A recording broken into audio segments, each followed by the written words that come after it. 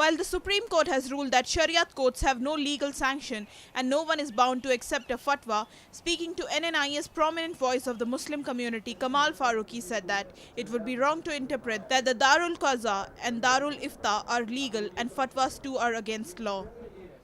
The Supreme Court today ruled that Shariat courts have no legal sanctions and no one is bound by a fatwa. The court today took up a petition by a Delhi-based advocate who challenged institutions like Darul Qaza and Darul Ifta.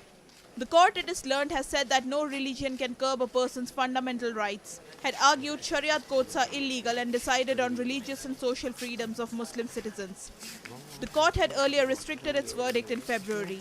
Kamal Farooqi, speaking up, said that there was no issue per se on the institutions. He said that the Darul Qaza and Darul Ifta were run as per religion. Supreme Court has not said like this. Supreme Court has said that if any fundamental right is affected, then this would not be acceptable. So that's a general law and there is absolutely no issue. As far as Darul Qaza and Darul Ifta are concerned, they are the two very important religious institutions of Islam.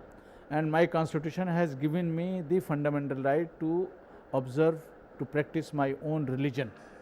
So I am doing it in accordance with that. Article 25 and 26 is very clear. So all these institutions are being run according to the religion and they do not affect in any way the fundamental right of a particular person. The petitioner has told the court that Darul Qaza and Darul Ifta operate in nearly 60 districts in India with a sizable Muslim population.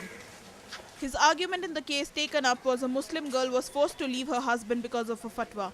She went on to live with her father-in-law who allegedly raped her.